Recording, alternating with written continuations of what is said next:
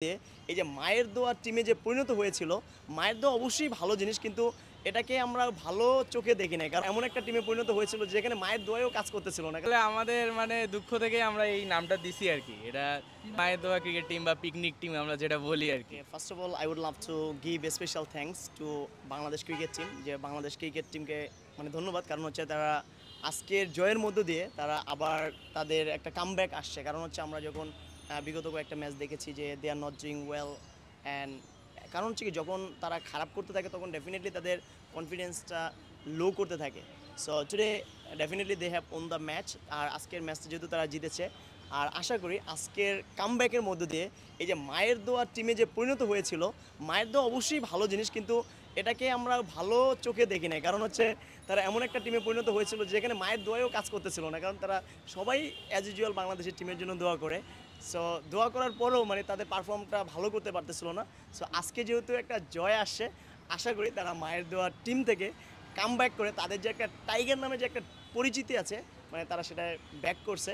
So আশা করি সামনে হচ্ছে কি এটা ক্রিকেটটা হচ্ছে আনসার্টেন একটা গেম। সো তারপরেও যেহেতু তাদের পারফর্ম খারাপ হইতেছিল, সো আমাদের কাছে মনে হচ্ছিল যে তারা ভালো করবে না, কারণ আমাদের কনফিডেন্সটা ছিল না।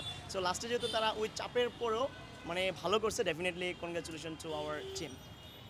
বলার বাইরে আর কি, কারণ সৌম্য কিন্তু একসময় এরকম ছিল না। আমরা যখন বিপিএল দেখতাম তখন দেখা গেছে যে ইভেন আমি তো কুমিল্লা থেকে আসছি, যে কুমিল্লায় সৌম্যর একটা বিশাল ডাকনাম ছিল, সে ভালো করতো। বাট এই যে এখন ইদানিং অনেক খারাপ করছে, হয়তো বা জানি না তার কোন জায়গায় ল্যাকিংস আছে।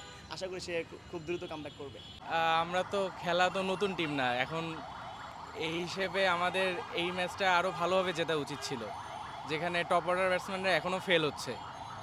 আর মিডল অর্ডার আছে। আমরা যেটা ভাবতাম যে যখন সাকিব তামিমরা আর কি ইয়াং ছিল, যে না এরা আরেকটু সিনিয়র হইলে অনেক টিমটা আরও ম্যাচিউর হবে। এখন এসে দেখতেছি যে এরাও এখন সিনিয়র, কিন্তু তাও অতটা ম্যাচিউর ব্যাটিং বা আসতেছে না বাংলাদেশ টিমে। এর চেয়ে টপ 10-এ যে কান্ট্রিগুলো নাই বা তারা অ্যাটলিস্ট এর চেয়েও ভালো খেলতেছে, যেমন ইউএসএ, নেপাল। কিন্তু বাংলাদেশ টপ 10-এ থেকেও যে যতটুকু এক্সপ্রেশন আমরা রাখি, যে এত 25 বছর ধরে একটা ট্রফিলেস কান্ট্রি, এটা আসলে দুঃখজনক আমাদের জন্য আর কি। আসলে আমাদের দুঃখ থেকেই আমরা এই নামটা দিছি আর কি। এটা যে এই মায়ের দোয়া ক্রিকেট টিম বা পিকনিক টিম আমরা যেটা বলি আর কি। ওই রকম হার্ডওয়ার্ক আমরা দেখি না টিমের মধ্যে। হয়তো বা টিম ম্যানেজমেন্টেও এখনও ঝামেলা আছে। টিম বা যে অথরিটি আছে বোর্ড, এখানে হয়তো বা প্রেশার দেয় না। কারণ একটা টিমের যে কতটুকু ডিসিপ্লিন থাকবে বা কতটুকু হচ্ছে আপনার মনে করেন খেলাধুলার মধ্যে ভালো করবে, সেটা হচ্ছে অথরিটি কতটুকু হচ্ছে ডিসিপ্লিন তাদেরকে রাখতে পারছে। তো এটা অথরিটিরও ব্যর্থতা যে এখন বাদ দেওয়ার মতো আছে, এবং এদের অল্টারনেট খোঁজা লাগবে। আমাদের পাইপলাইনে এরকম ব্যাটসম্যান নাই।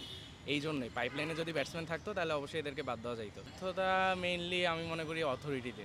শান্ত যখন প্রথম ক্যাপ্টেন্সি নিল, তখন তো সিরিজ বা নিউজিল্যান্ড সিরিজ হইলো, তো তখনকার ডিসিশনগুলো ভালোই নিচ্ছিল। কিন্তু উনি ওয়ানডেতে ঠিক আছে, টি-20-র ক্ষেত্রে তার ক্যাপ্টেন্সি বা নিজের পারফরমেন্স অতটা ভালো না। সে ওয়ানডের জন্য ভালো ছিল, কিন্তু টি-20 তিনটা ফরম্যাটেই তাকে ক্যাপ্টেন বানানোটা ঠিক হয়নি।